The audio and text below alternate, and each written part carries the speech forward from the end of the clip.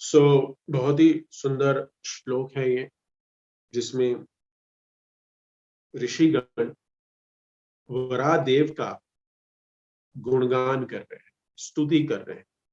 और ये बहुत ही सुंदर है कि भगवान ने अपने अधर पर, भगवान कृष्ण अपने अधर पर वेणु को धारण करते हैं। हम देखते हैं कि भगवान हमेशा अपने अधर पर मुरली बजाते रहते हैं, बंसी बजाते रहते हैं। अपने अपने फोटो से हमेशा ये बांसुरी को लगाए रखते हैं। तो और उसके साथ साथ भगवान अपने अधर पर, अपने मुख पर राधा रानी गोपियों सतत नाम लेते रहते हैं उनका विरह में। तो उसी अधर पर भगवान ने ये भूमि देवी को स्थान प्रदान किया है। तो इस भगवान श्री कृष्ण इस अध्याय में हम देख रहे हैं कि आदि वराह के रूप में धारण रूप में आए हुए हैं। और ये नहीं है, ऐसा हमें समझना नहीं चाहिए कि भगवान ने देखा कि कोई कोई वाइल्ड बोर, कोई जंगली शुकर है, और वो शुकर को देखा और फिर भगवान ने देखा कि चलो मैं इसके जैसा एक अपना रूप धारण करता हूँ। तो ये प्रथम आदि वराह ये शुकर है। इनके पहले ऐसी योनि कोई शुकर की बनी ही नहीं थी। ना भौतिक संसार में था, ना आध्यात्मिक संसार में ऐसा एक प्राणी था। ये भगवान ने ओरिजिनल फॉर्म लिया है। तो ये आदि वराह है, शुकर है। और जैसे हम देखते हैं दशावतार स्त्रोत में जयदेव गोस्वामी क्या कहते हैं, Recording in progress. ग्रसने शिखरे धरणी तव लग्ना। भगवान ने अपने दाढ़ के बीच में, अपनी दाढ़ के बीच में पृथ्वी को फंसाया है। बहुत लोग सोचते हैं कि वाइल्ड जो बोर होता है उसके आगे एक सिंग होता है, तो वो सिंग के आगे भगवान ने फंसाया है। लेकिन वसति दशन शिखरे धरणी ने तव लग्ना। हाँ,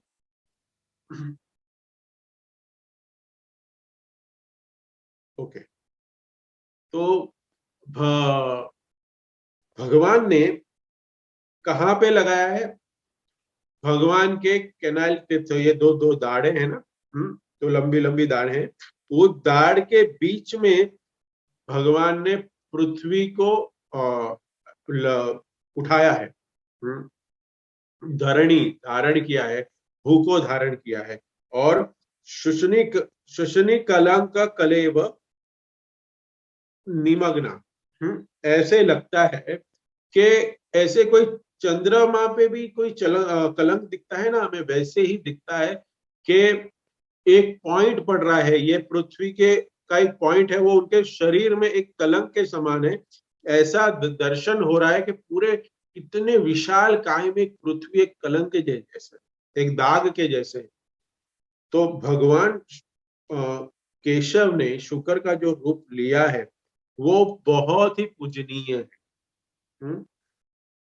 तो ये जो श्लोक है विस्मयम, विस्मय, ये देखिए इसमें 3 बार ये शब्द का प्रयोग हुआ है, अति विस्मय, विस्मय।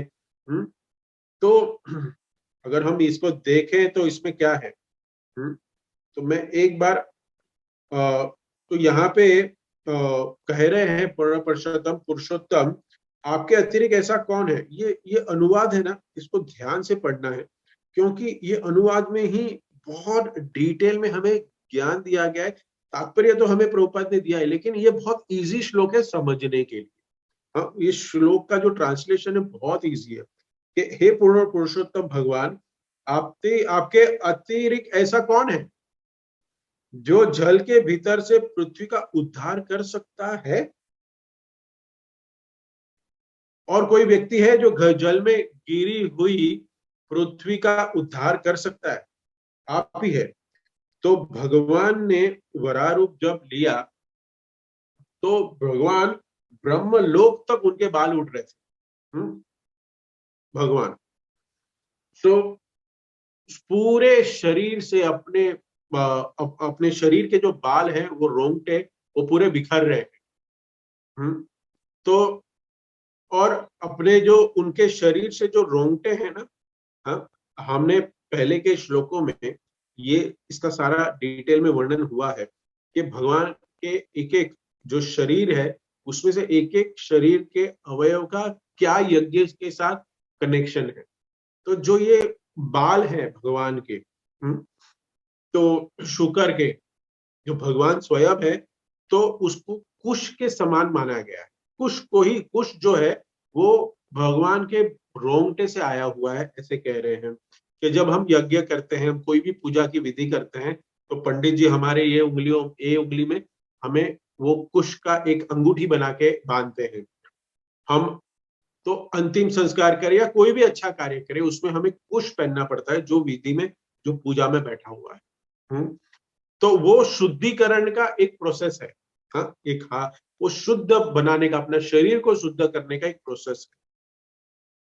तो भगवान के शरीर के जो निकलने वाले जो रोंगटे हैं, उसको कुश घास के समान उसको बताया गया। सॉरी। और पसीने से निकलने वाली जो बूंदे, हाँ, पसीने से जो निकलने वाली बूंदे है वो तिल के रूप में बताया गया कि यज्ञ में हम तिल की आवश्यकता होती है हमें। तो सफेद तिल, काले तिल हम जो यूज करते हैं, वो तिल जो है वो वराह से, भगवान वराह के शरीर से प्रकट हुए हैं तिल। तो यज्ञ युग में जो ये जो तिल है हमें यूज करते हैं, वो उनका पसीना है, वो उनका पसीने से ये तिल बने हुए, ऐसे अगले श्लोकों में हमने देखा। और जो शस्त्र भी लगते हैं हमें यज्ञ करने के लिए, जो अलग सामग्री है, पंच पात्र चाहिए, आचमन पात्र चाहिए, और स्वाहा करने के लिए जो एक लंबा लकड़ी वाला हाथ होता है, वो चाहिए। तो ये सारे जितने भी है, ये सारे यज्ञ की सामग्री और यज्ञ के पदार्थ, ये भगवान वराह के शरीर से प्रकट्य हुए हैं। ये ऋषि बता रहे हैं कि ये यज्ञ रूप में सब कुछ प्रकट हुआ है। आंखों में घी है, कान में ये है, वैसे भगवान की पूरी सुंदरता का व्याख्यान अगले श्लोकों में हमने देखा है, विस्तृत वर्णन हुआ है। आपने सुना है। तो विस्मय, ये ऋषिगण भगवान के इस दिव्य शरीर को देख के ये देख रहे हैं, और ये दिव्य शरीर जो ब्रह्मांड के पूरे, सब ब्रह्मांड को हम कहते हैं कि पूरे ब्रह्म लोक तक शरीर पहुंचा हुआ है। हाँ, ये अद्भुत है। तो भगवान जब शुक्र रूप में आए हैं, लिए हैं, कि ऐसे इसके लिए नहीं लिए हैं कि पृथ्वी माता गुम हो गई है, तो पृथ्वी को ढूंढने के लिए जो सुअर क्या करता है, वो सूंघते रहता है। हाँ, तो लोग क्या कहते हैं कि वो शुक्र इसके लिए बने क्योंकि उनको ढूंढना था। और हम देखते हैं नॉर्मल जो हमारे अभी के सुअर रहते हैं, हम देखते हैं, तो ये जो भौतिकवादी लोग हैं ना, वो ऐसी विचार धारणा देख के उसको भगवान के साथ कनेक्ट कर, अपराध कर, कि यहाँ पे वो शुक्र है, वो पूरे दिन सूंघते रहता है और खाते रहता है, पूरे दिन सूंघते रहता है और खाते रहता है। कुत्ता भी यही काम करता है कि किसी को कहीं ढूंढना होता है, देखे हम देखते हैं बॉम्ब स्क्वाड में, बॉम्ब ढूंढना होता है तो कुत्ते को लेके आते हैं, क्योंकि वो सूंघता है, वहां पे उसका सेंस ज्यादा है।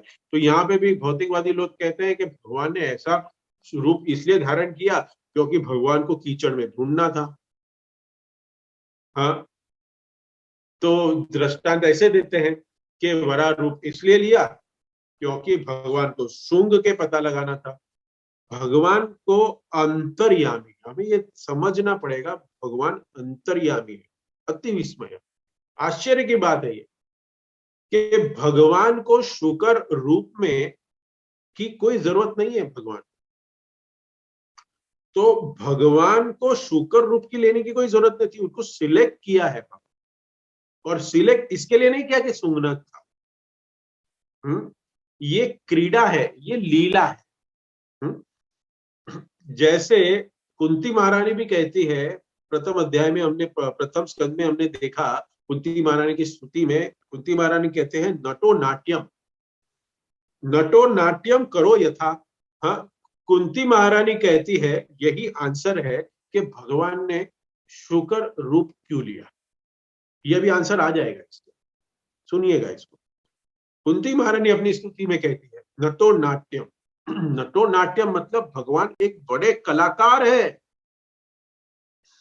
हाँ, बार बार नए नए रूप धारण करते हैं भगवान, बार बार। हाँ, एक नाटककार होता है, वो क्या करता है, एक स्टेज के पीछे जाता है। हाँ, हमारे ध्रुव प्रिया प्रभु बहुत अच्छे नाटक कलाकार है। हाँ, मैं 2 साल से हमारा गोकुला में मिला नहीं हुआ है। हाँ, तो आई होप अभी अप्रैल में अभी सब ठीक हो और हम कर पाए, क्योंकि 2 साल से हम मिस कर रहे हैं नाटकों को, बहुत सारे फेस्टिवल्स को, ये जो रथ यात्रा है हम मिस कर रहे हैं, हम प्रोग्राम्स को मिस कर रहे हैं, सेवा को मेन मिस कर रहे हैं, फिजिकल सेवा। ये ऑनलाइन में कहाँ सेवा हो रही है। तो भगवान सबसे बड़े नाटक कलाकार, सबसे बड़े कलाकार है भगवान, कि भगवान क्या कर रहे हैं, बार बार रूप चेंज करते हैं। भागवतम में भी हम पढ़ेंगे कि कितने सारे रूप लेके आते हैं। लास्ट मैं लेक्चर में भी बता रहा था ना आपको कि भगवान के रूप तो अभी भी हो रहे हैं। अभी लोग कहेंगे भगवान का कभी रूप आने वाला है कलयुग में, तो कल की अवतार आएगा। नहीं, कल की अवतार आने तक हमें रुकने की, भगवान को एक्सपीरियंस करने की जरूरत नहीं है। हाँ, अगर कोई भगवान के शास्त्रों को पढ़ता है ना, तो भगवान का सानिध्य हमेशा अपने साथ पाता है। वो देखता है कि भगवान मेरे साथ ही है, चलते हैं, get the experience of love. तो भगवान कैसे स्टेज के पीछे से आ रहे हैं, अपना कार्य कर रहे हैं और जा रहे हैं, लीला कर रहे हैं और जा रहे हैं, फिर वापस आ रहे हैं, कोई अलग रूप धारण करके आ रहे हैं। तो ये जो कलाकार है, तो एक व्यक्ति के अंदर ये कला होती है। ये हम अपने नाटक में भी देखते हैं। हाँ, कि कोई जा रहा है, आ रहा है, कपड़े बदली करा, अरे ये तो हम देखते हैं ना, अरे ये तो वही है, अरे ये तो वही है। तो बार बार अपनी कलाओं का प्रदर्शन करता है। ये भौतिक जगत में भी देखा गया है। तो कुंती महारानी क्या कह रहे हैं कि आपसे बड़ा कोई नाटककार नहीं है। हाँ, तुम नटखट इतने नाटक करते हो तुम। हाँ, नाट्यम धरो यथा के इतने नाटक करते हैं कि मैंने देखा, मैं खुद खड़ी थी तभी, कभी पता है आपको कि मैंने तो अभी देखा कि आपने युद्ध हमें जितवाया। हाँ, महाभारत का युद्ध आपने ही जितवाया, करेक्ट। लेकिन बाल्य काल में जब मैं खड़ी थी, देख रही थी, कुंती महारानी वहां खड़ी हुई थी और दामोदर लीला में कुंती महारानी ने देखा कि कैसे यशोदा मैया पूरा दिन बांधने की कोशिश कर रही है, गोपियां सारी मेहनत कर रही हैं, लेकिन रस्सी छोटी हो रही है। तो इसलिए ये दृष्टांत को देख के, ये लीला को देख के कुंती महारानी अपनी स्तुति में कहती है आप तो बड़े नाटककार हो, बहुत नाटक कर रहे हो। आपको बांधना कितना मुश्किल हुआ यशोदा मैया के लिए, ये आपने नाटक किया था, करेक्ट, आपने नाटक किया। लेकिन आज आपने महाभारत की इतनी बड़ी सेना को आपने समाप्त कर दिया, आपने चित किया, ये सिर्फ और सिर्फ आपकी कृपा की वजह से। ये कौरवों की सेना को मारना इतना संभव नहीं था मेरे पुत्र द्वारा, लेकिन ये आपकी कृपा की वजह से। तो ये विस्मय की बात है। कुंती महारानी भी कहती है कि ये विस्मय है, हाँ, कि लोग आपको समझते नहीं है। इस जड़ जगत में भी हमने देखा हुआ है।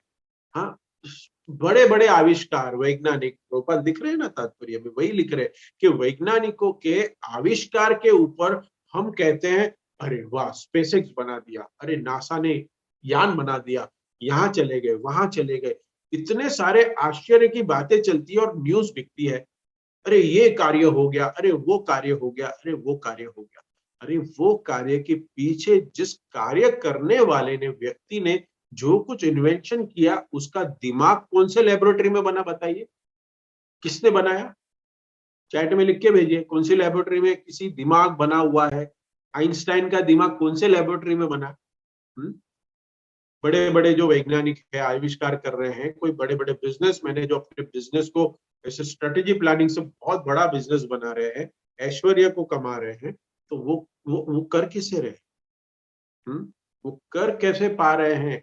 तो जब कोई व्यक्ति, यहाँ पे वही बता रहे हैं कि अगर कोई व्यक्ति ऐसी चीज को देखता है, मैं बार बार कहता हूँ, सूर्य प्रकाश को देख के सूर्य की तो हम कृतज्ञ हो, लेकिन सूर्य बनाने वाले कौन? भगवान श्री कृष्ण। हम्म? भगवान श्री कृष्ण की स्मरण आए, यही कृष्ण कॉन्शियसनेस। हम समझते हैं इस चीज को लेकिन मानते नहीं। हम मंदिर तो जाते हैं, हमारी रक्षा करो हे प्रभु, लोग आते हैं, हाँ, लेकिन खुद की रक्षा करने के लिए अभी भी पूर्ण समर्पण भगवान पे नहीं है। फिर भी अभी भी कुछ पकड़ा हुआ है कि मैं रक्षा करूंगा, मैं अपने प्लान बनाऊंगा, मैं अपना सब कुछ करूंगा। संपूर्ण समर्पण करके हमें देखना है और सारी प्लानिंग उनकी होगी। प्रभुपाद कहते हैं एक तात्पर्य में, एक श्लोक में, कि कृष्ण का प्लान ही चलता है, हमारा प्लान नहीं चलता है। हमारा प्लान कोई काम नहीं करता है, फिर भी हम हमारा प्लान बनाते हैं। बनाना चाहिए, प्लान बनाना चाहिए, लेकिन प्लान को इम्प्लीमेंट करना, सक्सेस होना, वो भगवान भगवत गीता में कहते हैं कि मेरे अधीन, रिजल्ट मैं देता हूं। कैसे चलाना और कैसे करना और उसका क्या रिजल्ट आपको आएगा, that is depends on me. You do it, आप करते रहो, आप प्लान बनाओ। देखिए, मैं एक भक्त से 2 दिन पहले ही चर्चा कर रहा था। हम प्लान बनाते हैं, करेक्ट, और फिर प्लान है ना ठीक से नहीं चलता तो हम दुखी होते हैं। I tell you the science behind, आज समझ लीजिए आप। अगर प्लान हम बनाते हैं और प्लान अपने अकॉर्डिंग नहीं चलता है तो हमें दुखी नहीं होना है, सुखी होना है, हमें आनंद होना है कि भगवान मेरा प्लान चला रहे हैं, मेरा प्लान मैंने चला। आप समझ रहे इस बात को कि when we try to do something and but we don't achieve that goal, we don't get the result according to our desire, हमारे डिजायर के हिसाब से अगर हमें गोल का प्राप्त अचीवमेंट नहीं मिलता है तो खुश होना चाहिए, दुखी नहीं होना चाहिए। तब ये भाव हमें आना चाहिए, इसको कहते हैं आश्चर्य, सोचना कि ये भगवान की इच्छा से हुआ है। मेरी इच्छा ये था ए होना चाहिए, लेकिन ये बी हो गया, मतलब ये भगवान की इच्छा की वजह से हो रहा है। तो मतलब भगवान मेरा प्लान बना रहे हैं, भगवान मेरे लिए जो सही है वो कर रहे हैं। क्योंकि मैं चाहता था कि ए हो, लेकिन वो ए नहीं हुआ, बी हुआ। मेरा प्रयास बी ए करने के लिए था, लेकिन हो गया बी, मतलब भगवान ने प्लान किया है। आपने देखा होगा कि हम कुछ सेवा भी करते हैं, प्लान करते हैं सेवा करने का, लेकिन वैसे होता नहीं है, क्योंकि भगवान चाहते हैं। ये सब कुछ भगवान के अध्यक्षता में, भगवान के अधीन होके भगवान हमारा प्लान चलाते हैं। भगवान श्री कृष्ण के हाथ में है। तो लोग ये पृथ्वी को देख के हमें आश्चर्य हो रहा है कि भगवान ने अपने दांतों में, दाढ़ में उठाया है। लेकिन और ये उठाया है, इसका मतलब हम क्या है कि आज के भौतिकवादी लोग क्या करते हैं, हाँ, भूमि की पूजा करते हैं, पृथ्वी माता को प्रणाम करते हैं। लेकिन जो व्यक्ति पृथ्वी माता को प्रणाम करते हैं उनको भगवान श्री कृष्ण को भी प्रणाम करना चाहिए। ये सीखना चाहिए ये श्लोक से कि प्रभुपाद कहते हैं कि श्रीमद् भागवतम ये सिखाता है कि माता पिता पृथ्वी के साथ साथ भगवान कृष्ण का भी स्मरण होना चाहिए, ये होना चाहिए। तो ये हमें सीखना चाहिए कि आज हम पृथ्वी को सम्मान करते हैं, मेरा देश महान, मेरे देश की धरती उगले सोने मोती। हाँ, तो इस पृथ्वी को धारण करने वाले भगवान के बारे में कौन सोचेगा? हर व्यक्ति सुबह उठ के इत शुद्ध होना, शुद्ध होना चाहिए। हम हर रोज सुबह उठ के हम शरीर की शुद्धता करते हैं, लेकिन हमारे चित्त की शुद्धता कैसे होगी? भगवान भगवत गीता में कहते हैं, बहुनाम जन्मनाम अन्ते ज्ञानवान प्रपद्यन्ते, ज्ञानवान माम प्रपद्यन्ते वासुदेव सर्वमिति स महात्मा स दुर्लभ। ऐसे डिवोटी बहुत दुर्लभ है, और दुर्लभ भी नहीं, सुदुर्लभ। और वो कौन है? जो ज्ञान में है। सुदुर्लभ। ज्ञान शब्द यहाँ क्या है? देखिए, वराह भगवान ज्ञान है, वेद है। हमने देखा पहले के श्लोकों में। अगर कोई व्यक्ति नॉलेज नहीं लेगा और कहेगा कि मैं कुछ भगवत गीता भागवतम नहीं पढ़ूंगा, कलयुग में तो केवल नाम, हरिनाम कीर्तन ही सब कुछ है, मैं शास्त्र नहीं पढ़ूंगा। हाँ, प्रभुपाद ने लिखे हैं शास्त्र, लेकिन कलयुग में तो उद्धार हरिनाम से होता है, आप लोग ही कहते हो। करेक्ट। प्रभुपाद क्या कहते हैं? ठीक है, प्रभुपाद को भी ये प्रश्न आया कि हमें पढ़ना चाहिए नहीं पढ़ना चाहिए, क्योंकि आप कहते हो कि जप is more important, is a priority. हाँ, हमें 16 माला जप अटेंटिवली करना है। तो अगर इसी से अगर हम अटेंड कर लेंगे कृष्ण प्रेम, तो ये शास्त्र इतने, क्योंकि भागवतम का बॉक्स जब कोई घर पे लेके आता है टेंशन आ जाता है। हाँ, कि ये पढ़ूंगा कैसे? स्कूल में तो पढ़ाई से मेरा छुटकारा हुआ नहीं, और अभी ये वापस बुढ़ापे में मेरे को ये आ गया। हम, मेरी जो मिड एज की उम्र है हमारी, उसमें वापस हमें पढ़ाई करने के लिए कह रहे हैं। कैसे पढ़ेंगे? हमारे पास समय ही नहीं है। प्रभुपाद कहते हैं अगर कोई कोई अगर नहीं पढ़ सकता, कोई इलिटरेट है, उसके लिए ठीक है। तो जो पढ़ना लिखना नहीं जानता, वो जप करके भगवान को पा सकता है, भगवान नाम प्रभु उसके ऊपर कृपा करेंगे। लेकिन जो व्यक्ति लिटरेट है, पढ़ सकता है, वो अनेक समाचार को पढ़ सकता है। हाँ, न्यूज पढ़ सकता है, मैगजीन पढ़ सकता है। आज ये सब कुछ हमारे व्हाट्सएप पे पढ़ सकता है, व्हाट्सएप के मैसेजेस पढ़ सकता है, फेसबुक के पोस्ट पढ़ सकता है। हाँ, कॉलेज की पुस्तकें एक स्टूडेंट पढ़ रहा है, सब कुछ पढ़ रहा है, हर एक व्यक्ति पढ़ रहा है। हाँ, तो ये अगर पढ़ सकता है तो फिर शास्त्र तो पढ़ने ही चाहिए। वासुदेवम सर्वमिति स महात्मा सुदुर्लभ। कौन सा महात्मा है? महात्मा है कौन? बहुनाम जन्म नाम बनते, ज्ञान माम माम प्रपद्यन्ते। ये शब्द बहुत इंपॉर्टेंट है।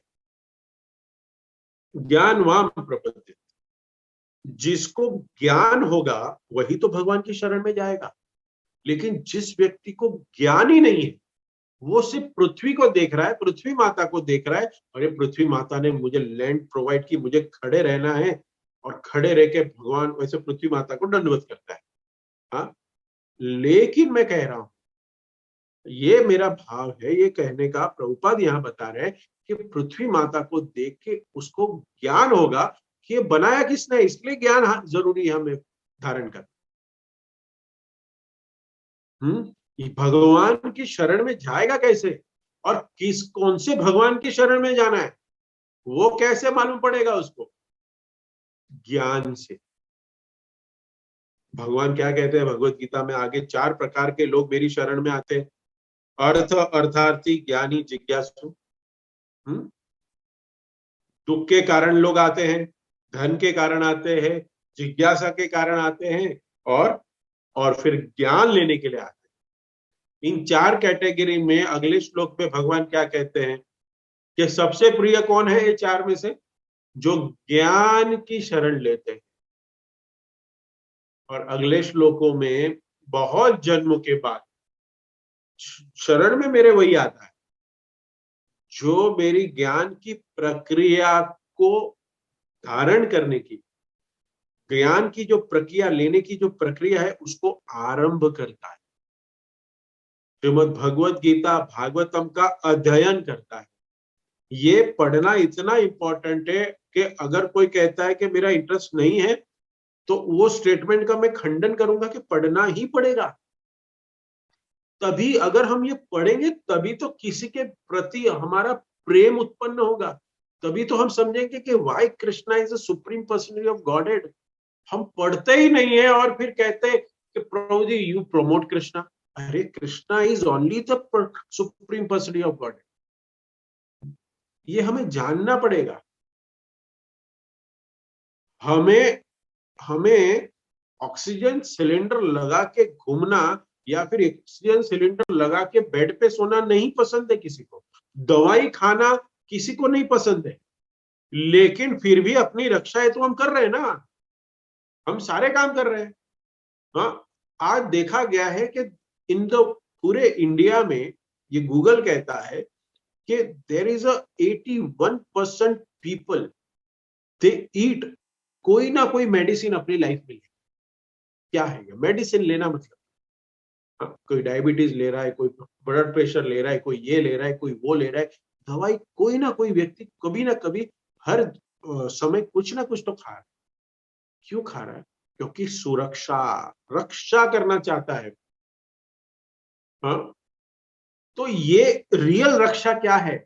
रियल रक्षा यह है कि बहुत बड़े जन्मों जन्मों के बाद, बहुत सारे मिलियंस ऑफ बर्थ के बाद भी अगर हमें श्रीमद् भागवतम और भगवत गीता पढ़ के हमें भगवान की भक्ति मिल जाए, ये अगर मिल जाए तो हम ये जन्म मृत्यु जरा व्याधि से हम निकल जाएंगे। ये रियल सुरक्षा है हमारे जीवन की। ये हमें टैबलेट खानी चाहिए हर रोज सुबह उठ के, सुबह शाम। आप लोग तो ले ही रहे हो। हाँ? सुबह श्रीमद् भागवतम की टैबलेट और शाम को श्रीमद् भगवत गीता की टैबलेट। हाँ? तो ये शरण लेना है, ये सुरक्षा है।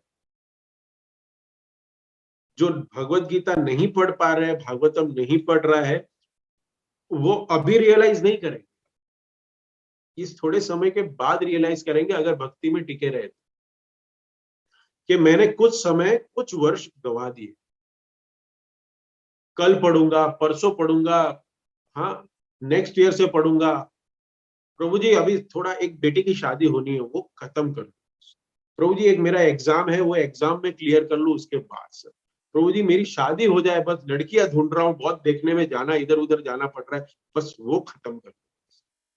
खत्म नहीं होने वाला है।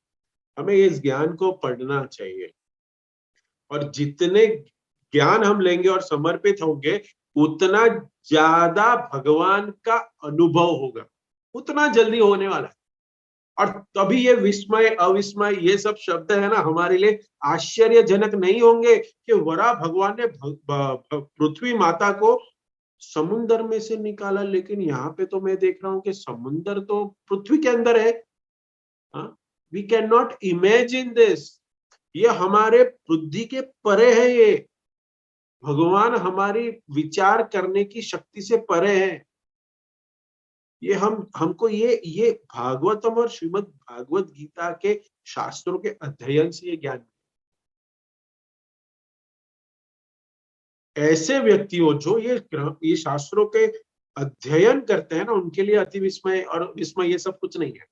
भगवान आप कुछ भी कर सकते हो। जैसे हम बहुत सुंदर उदाहरण देखते हैं कि नारद जी जा रहे थे और ब्राह्मण और एक चमार, हाँ सब लोग जानते हैं उदाहरण। जिन लोग जानते हो लिखिए, फिर भी मैं बता देता हूँ जो पहली बार आए। ब्राह्मण कहता है कि भाई कौन है, भगवान के पास जा रहे हो तो देखो क्या कर रहे हैं। हाँ, एक चमार व्यक्ति है, वो बोल रहा है कि मेरा भी राम राम कह देना, भगवान को हरे कृष्ण बोल देना। जब नारद जी वापस आए तो ब्राह्मण कहता है क्या कर रहे थे भगवान? तो बोल रहे कि सुई की नोक में हाथी को डाल रहे थे। ब्राह्मण कहता है नॉट पॉसिबल। लेकिन एक चमार क्या कहता है? एक चमार कहता है कि हाँ हो सकता है, क्योंकि भगवान इतनी बड़ी सृष्टि बना सकते हैं, टाइम पे सूर्य को पूर्व दिशा से उगा सकते हैं, पश्चिम की दिशा में उसका सूर्यास्त कर सकते हैं, परफेक्ट अपने टाइम पे होता है। कभी सूर्य का टेम्परेचर बढ़ता नहीं है, कम नहीं होता है, वो परफेक्ट ऋतुएं हो रही है, परफेक्ट बारिश हो रही है, सब कुछ टाइम पे हो रहा है। कभी कोई छुट्टी नहीं लेता है। कभी कोई छुट्टी लिया? आज आज सिक लीव पे है सूर्य देवता। हाँ सिक लीव पे गए कभी? हम लोग तो जाते रहते हैं महीने में 2 बार 3 बार। हाँ होता है। आज थोड़ी तबियत ठीक नहीं है प्रभु जी, इसलिए मैं आज नहीं छूट पाया। हाँ आज हमारी तबियत ठीक नहीं, इसलिए जपा में नहीं उठ पाए। हम तो छुट्टियां लेते रहते हैं। भगवान ने ऐसे किया कभी? कोई भी उनके अधीन जो काम कर रहा है उन्होंने किया ऐसा? वायु देवता ने कहा कि आज मेरे घर में शादी है, इसलिए हम आज आपको ऑक्सीजन नहीं देंगे, वायु नहीं देंगे। हुआ? नहीं हुआ। कंटिन्यूस काम कर रहे हैं। ये किसके अध्यक्षता में हो रहा है?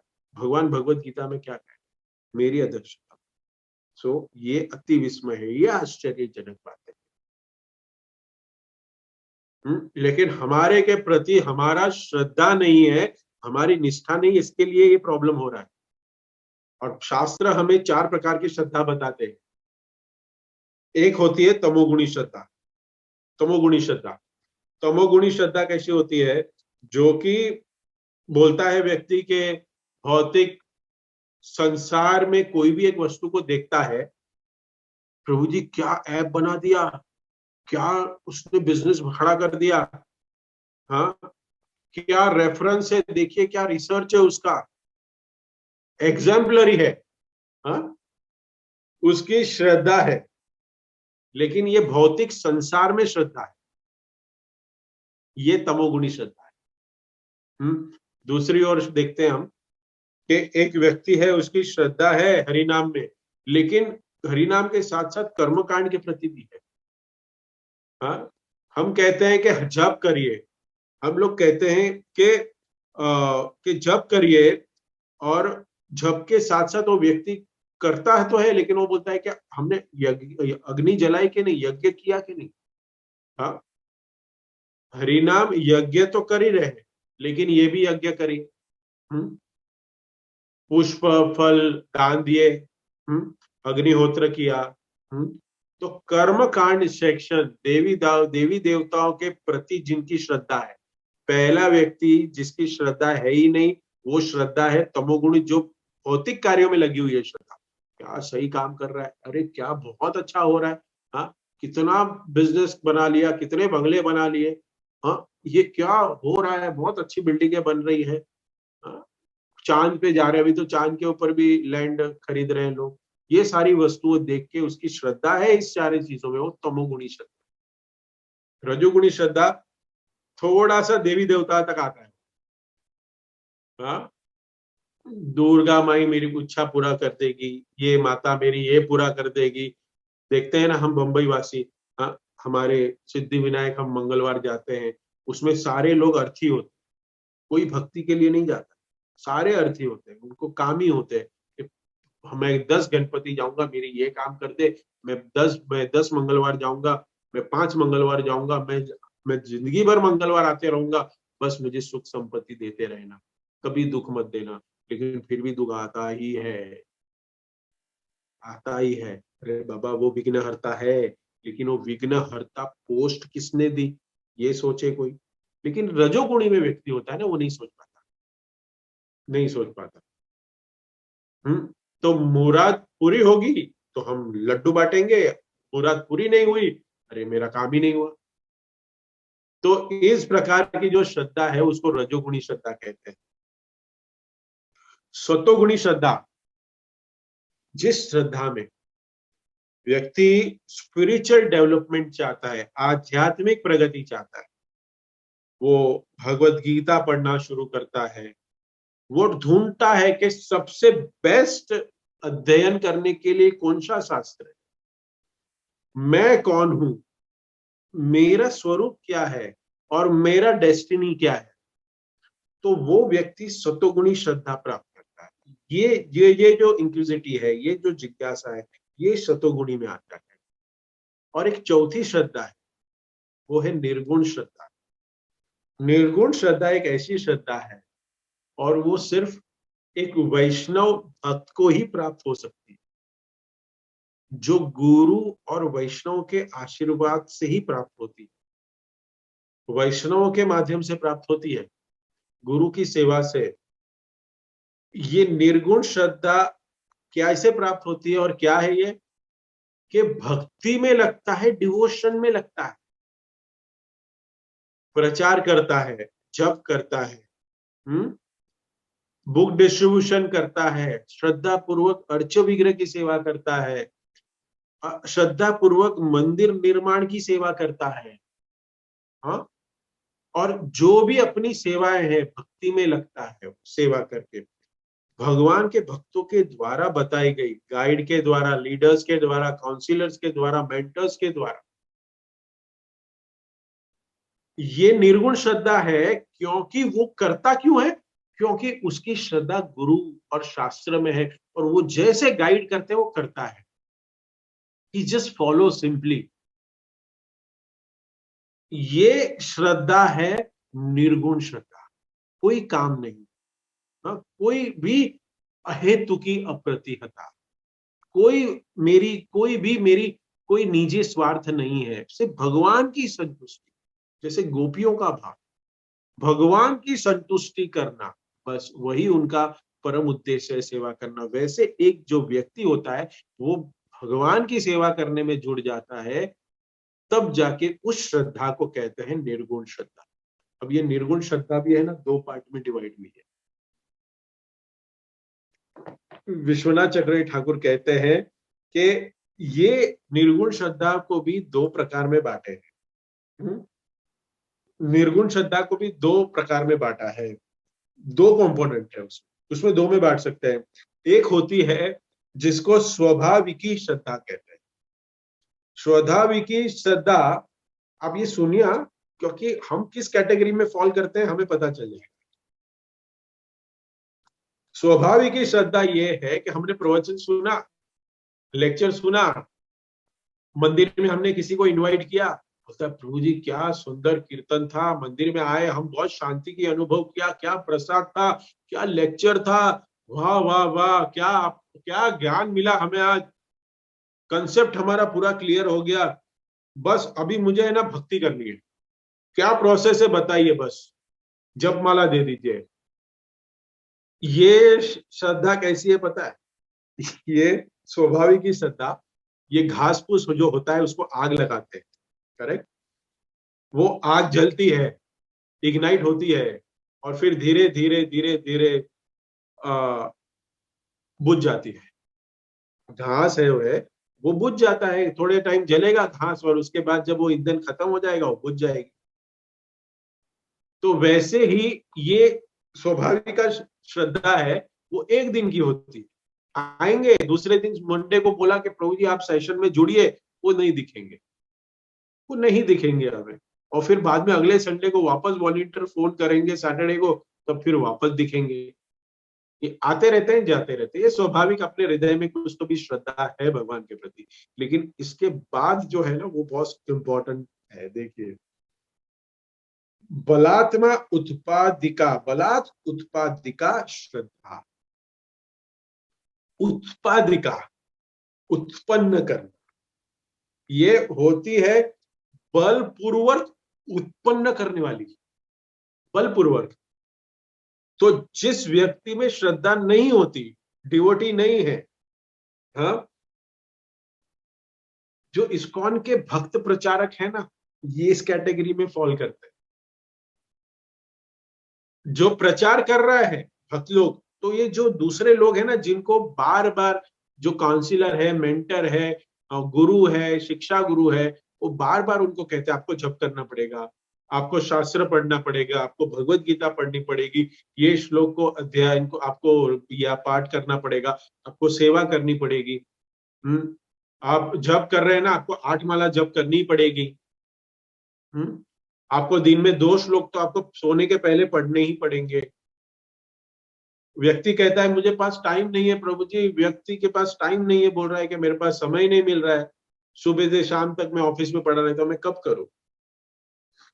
तो ये जो बलात् उत्पादिका श्रद्धा से उसकी श्रद्धा उत्पन्न करते हैं, बलपूर्वक किया जाता है श्रद्धा को। तो जो व्यक्ति श्रद्धा उत्पन्न कर लेगा, चाहे वो फोर्स ही क्यों ना हो, फोर्स करके भी अगर वो डिवोशनल सर्विस पे लगता है तो सीधा उसको निर्गुण श्रद्धा पे पहुंच जाता है। निर्गुण श्रद्धा इंपॉर्टेंट क्या है? सबसे इंपॉर्टेंट क्या है कि श्रद्धा शब्दे विश्वास कैले सुदृढ़ निश्चय। श्रद्धा नहीं होगी तो व्यक्ति कुछ नहीं कर पाएगा। श्रद्धा है ही नहीं, इसलिए तो भगवान के आश्चर्य को आश्चर्य समझ ही नहीं रहा है, इस भौतिक जगत के निर्माण को आश्चर्य समझ रहा है। क्या सुंदर बिल्डिंग बना दी है, अरे कितने मार्क्स आ गए, वाह वाह वाह, अरे 100 में से 100, वेरी गुड। बट उसका दिमाग किसने बनाया? भगवान ने बनाया। एक बहुत सुंदर उदाहरण है श्रद्धा के ऊपर। एक व्यक्ति जंगल में भागते जा रहा था, और डर के कारण वो भाग रहा था और एक ऐसी दिशा में चला गया कि जिस दिशा में उसको कुछ नहीं दिख रहा था, अंधेरा था पूरा। हाँ, अमावस की रात थी, कोई गांव नहीं, कोई लाइट नहीं, कुछ नहीं। भागता जा रहा है। भागते भागते क्या हुआ, उसके पैर में एक रस्सी फंस गई और फिर वो लटक गया। वो उल्टा लटक गया, रस्सी फंस गई। तो उल्टा लटक गया तो उसको क्या लगा कि मैं कोई पहाड़ से, ये पहाड़ था जिसमें मैं भाग रहा था और अभी मैं नीचे गिर गया। उल्टा लटक गया और मेरा पैर लटक, मैं पैर कोई रस्सी में लटक गया है, कुछ अटक गया है, लेकिन मैं अभी गिरने वाला। तो क्या होता है, ज्यादा तकलीफ हो रही है, दुख में सुमिरन सब करें। दुख में सब लोग स्मरण करते हैं ना भगवान का, आप मुझे ले सकते हैं चैट में कि हाँ सच में करते हैं दुख में भगवान का स्मरण हम लोग। तो वैसे ही इसने भी भगवान का स्मरण किया। और जब दुख में होता है ना, तब ऐसी प्रेयर होते हैं हमारे, और ऐसा जप होता है ना हमारा, जब दुख में बहुत अटेंटिव होता है। तो भगवान को पुकारने लगा, भगवान मेरी रक्षा करो, भगवान मेरी रक्षा करो, ए भगवान मेरी रक्षा करो। कौन से भगवान को पुकार रहा था मालूम नहीं, लेकिन भगवान को पुकार रहा था। लेकिन शास्त्र कहता है कि भगवान तो भगवान श्री कृष्ण ही। भगवान उवाच, भगवत गीता में भगवान उवाच, तो आकाशवाणी हुई और आवाज आया और कहा भगवान ने कि तुम एक काम करो, तुम ये चाकू दे रहा हूं, ये चाकू लो और इस चाकू से तुम अपनी रस्सी को काट दो, ऐसे काट दो। तुम काटोगे तो तुरंत तुम जमीन पे गिर जाओगे, तुम छूट जाओगे। ये सोचने लगा, अरे भगवान, भगवान आपने चाकू तो दे दिया, लेकिन मैं अगर इसको काट दूं तो ये पहाड़ में जो मैं लटका हूं, उसको ऐसे लग रहा है कि मैं पहाड़ पे लटका हूं। मैं पहाड़ से जो नीचे लटका हूं, मैं जो गिरने वाला हूं, तो मैं तो पूरा मर जाऊंगा। मेरा उल्टा लटका हूं, मेरा सर टकराएगा और मैं मर जाऊंगा। करेक्ट। तो उसने भगवान की बात नहीं मानी। वैसे ही भगवत गीता में हमें इंस्ट्रक्शन भगवान देते हैं, वो हम नहीं मानते। आप लोग मान रहे हो, सॉरी, मैं नहीं मानता। मैं अधम हूं, मैं पतित हूं, तो मैं नहीं मानता। आप लोग की बात नहीं कर रहा हूं, तो मैं नहीं मानता। पढ़ते हैं, बोलते हैं, तोते की तरह बोल रहा हूं, लेकिन इसको अपने लाइफ में इंप्लीमेंट नहीं करता। तो उस व्यक्ति ने भगवान की बात को नकार, मैं नहीं काटूंगा। काटूंगा तो मैं गिर जाऊंगा, गिर जाऊंगा तो सर के बल गिरूंगा।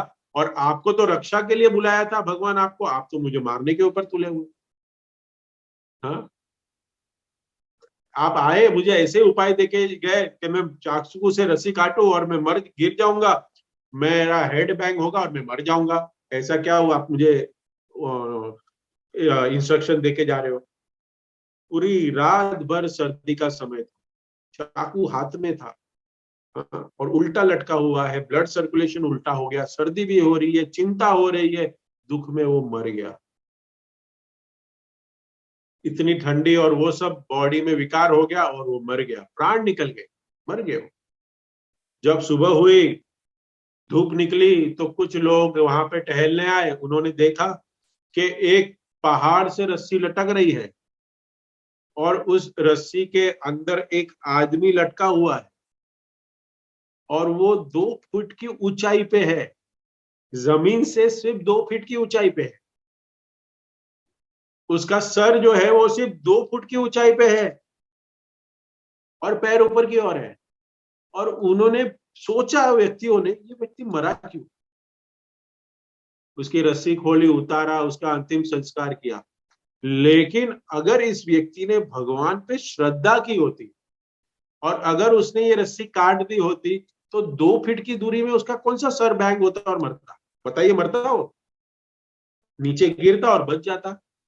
लेकिन नहीं, उसने भगवान के बात पे श्रद्धा नहीं की, निष्ठा नहीं है भगवान की, हमारे भगवान के इंस्ट्रक्शन पे। भगवान ने हमें सब कुछ दिया, भगवान ने हमें उसको चाकू दिया। हाँ, भगवान ने हमें सब कुछ दिया, ज्ञान दिया। ब्रह्मा जी के माध्यम से, श्रीमद् भागवतम व्यास देव के माध्यम से भगवान साक्षात लिटरेचर इनकारनेशन आए, व्यास देव आए हमें क्या करने के लिए, हमें इंस्ट्रक्शन देने के लिए। हाँ, लेकिन अति विस्मय रूप में हम देखते हैं और उनकी बात पे हम श्रद्धा नहीं करते।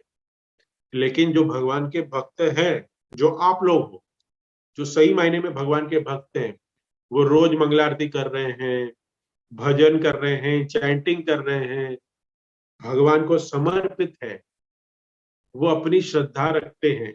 ऐसे व्यक्तियों के लिए अति विस्मय कार्य नहीं है कि भगवान वराह ने पृथ्वी को धारण किया है। ऐसे व्यक्ति के लिए नहीं है, भगवान कर सकते हैं। भगवान इतनी सारी सृष्टि की रचना कर सकते हैं, करोड़ों करोड़ों ब्रह्मांड उनके उनके रोम से उत्पन्न कर सकते हैं, रोमकूप से उत्पन्न कर सकते हैं। भगवान में ब्रह्मांड में 14 प्लैनेट्स हैं। ये तो सिर्फ हमें ही ज्ञान दे रहे हैं, कौन? हमारे वैज्ञानिक। 14 है, 9 है, सूर्य ग्रह, सूर्य मंडल में इतने ग्रह है, आगे पीछे होते रहते हैं क्योंकि उनके पास पूरा ज्ञान नहीं है, लेकिन हमारा शास्त्र कहता है असंख्य। 28 प्रकार के नर्क बना सकते हैं, स्वर्ग बना सकते हैं, इतने सारे 9 ग्रहों को परफेक्ट टाइम पे, परफेक्ट सरकमफरेंस में, परफेक्ट स्पीड में घुमा सकते हैं। तो क्या भगवान के लिए बड़ी बात है कि वरा रूप दे और पृथ्वी को धारण कर ले? ये कोई छोटी बात है उनके लिए? अरे बाबा, ये तो भगवान के लिए बहुत छोटी बात। भगवान इतने ऐश्वर्य है उनके उनके पास, सारा ऐश्वर्य उनका है, सब कुछ उनका है। तभी तो भगवान ने क्या किया? भगवान ने सुदामा को एक पूरा महल दे दिया, उनका पूरा गांव बना दिया, पूरा सबको ऐश्वर्यशाली बना दिया, सुदामा को सब कुछ दे दिया। भगवान ने बोला भी नहीं, क्योंकि भगवान को पता है ये इतना विशाल कार्य आप बोले बिना कर दिया। और यहाँ पे कोई एक एक थोड़ा सा भी दान देता है ना, तो वो ढिंडोरा पीटता है कि मैंने दिया, मैंने दिया, मैंने कराया। मंदिरों में नाम लिखा जाता है इनके द्वारा, क्योंकि ये रजोगुण है। उसको चाहिए करना, अच्छा बात है कि और वापस दे, ये एक स्ट्रैटेजी है, लेकिन ये भाव एक भक्त को नहीं होना चाहिए। ये कहने का भाव, ये भाव भक्त को नहीं डेवलप कर। तो ये सारी पृथ्वी की वस्तुएं देख के इस जड़ इस इस इस ब्रह्मांड के सारे जो कार्य हो रहे हैं, वो अति विस्मय कोई भक्त के लिए नहीं है जब वो श्रद्धा रखेगा। हाँ, अति आश्चर्यचकित वस्तुएं नहीं है। हाँ, तो यही ये श्लोक में प्रभुपाद हमें बता रहे हैं कि हमें ऐसी श्रद्धा डेवलप करनी पड़ेगी कि हमें भी कभी कभी ऐसे होता है, प्रश्न होता है। अभी लिखा है एक माता जी ने प्रश्न कि शुक्र रूप क्यों धारण किया? अरे लीला है, भगवान ने लीला करने के लिए, भगवान कोई बाध्य नहीं है कोई भी लीला करने के लिए। भगवान चाहे तो कोई भी अवतार में, कोई भी युग में, कोई भी प्रकट कर सकते हैं, बिकॉज ही इज अ नियंता। अगर हम कोई एक कंपनी के ओनर है या हम कोई अपने घर के राजा है, so I can wear any cloth, I can roam in any rooms, any time, anywhere. Nobody can bound me. मेरी एचआर कभी मुझे नहीं रोक सकती कि सर आप शॉर्ट्स में मत घूमिए, आप धोती कुर्ते में मत घूमिए। नहीं, कंपनी के ओनर है, वो धोती कुर्ता में भी काम पे आ सकता है या ब्लेजर पहन के भी काम पे आ सकता है, कोई फर्क नहीं पड़ता। ऐसे ही भगवान की ये आश्चर्यजनक बातों को, ये जो है श्लोक पे, यही आश्चर्य है। ये हमें समझना पड़ेगा कि भगवान कोई भी कार्य, जैसे भगवान अपने कोई भी अंग से कोई भी कार्य करते हैं, भगवान आंखों से खाते हैं। हाँ, भगवान को मारने के लिए हम देखते हैं उदाहरण में कि भगवान राम जी हनुमान जी को कहते हैं कि ये जो पुल बना रहा हूं, ये पुल बना के तुम लोग मुझे वहां लेके जाओगे, इसके वजह से मैं रावण को मारूंगा? नो, मैं अयोध्या में बैठ के भी मार सकता हूं, पंचवटी में बैठ के भी मार सकता हूं, और यहाँ पे किनारे रामेश्वर, वहां पे जहां यज्ञ हुआ, मैं वहां पे बैठ के भी मार सकता हूं। मैं अभी चाहूं तो अभी सीता यहाँ आ सकती, बट मैं आप सबको भगवान मेरी सेवा में लगा रहा हूं कि you come back, back to godhead, आप लोग आए, इसके लिए मैं कर रहा हूँ। ये अति विस्मय, ये सारी लीलाएं, भगवान रामचंद्र की बीवी को किडनैप कर लिया, अरे ये लीलाएं हमें सीखने। So we have to understand the scriptures. हमें शास्त्रों को ये पढ़ना पड़ेगा, और ये भगवान के जो आश्चर्य की बातें हैं, उसको आश्चर्य नहीं समझना पड़ेगा, नहीं कर सकता। कोई कहे हनुमान ने द्रोणगिरी उठाया, करे, भगवान श्री कृष्ण ने गोवर्धन उठाया, क्या फर्क पड़ता है? गोवर्धन उठाया और द्रोणगिरी, हनुमान भी है, भगवान में ऐश्वर्य है, भगवान बलशाली है तो हनुमान भी बलशाली है। लेकिन बहुत सुंदर कथा है कि हनुमान ने सिर्फ भगवान का नाम था, श्री रामचंद्र का नाम था, इसके लिए उठा पाए। जब भरत महाराज ने देखा कि कोई एक विशाल का है, पूरा द्रोणागढ़ पर्वत इतना विशाल लेके जा रहे, उनको लगा कि मेरा भगवान रामचंद्र मेरे भाई का दुश्मन है। तो भरत ने एक बाण मारा हनुमान जी को, छाती पे लगा, गिर गए हनुमान, लेकिन पर्वत उधर ही था, पर्वत ऊपर ही था, पर्वत नहीं नीचे गिरा, हनुमान गिरे। और फिर जब गिरे तब भगवान हनुमान ने कहा श्री राम, राम राम जी का नाम लिया भगवान का। तब भरत को ऐसे लगा, अरे ये तो मेरे भगवान राम, मेरे भाई का परम मित्र है, मेरे प्रभु का परम मित्र ये हनुमान है।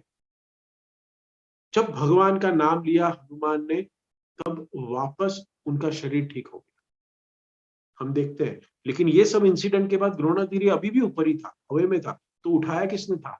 भगवान नाम के, भगवान राम के नाम ने उठाया था, भगवान रामचंद्र ने उठाया था ऊपर। वैसे ही हम हमारे जीवन में सारे कार्य करते हैं कि भगवान के अध्यक्षता में होते हैं, और हमें लगता है कि हम कर रहे हैं। तो ये बहुत, इसके ऊपर ये बहुत श्लोक बहुत सुंदर है कि इसके ऊपर बहुत सारे विस्मय कार्य, भगवान के अद्भुत कार्य हम की वर्णन करते जा सकते हैं, वर्णन करते जा सकते हैं, बट समय का अभाव है। तो यहाँ पे मैं विराम दूंगा। तो बहुत ही सुंदर ये श्लोक है कि हम भगवान के ऐश्वर्य, सारे गुणों को, 64 गुण हमें रूप गोस्वामी बताते हैं नेक्टर ऑफ डिवोशन में। और ये गुण का अध्ययन करके हम देखें कि भगवान सर्वगुण संपन्न, कोई भी काम बहुत ही प्रभावशाली से करते। सबसे बड़ा आविष्कार भगवान ने इस ब्रह्मांड को बनाया, और सबसे बेस्ट हो रहा है। So thank you everyone for joining.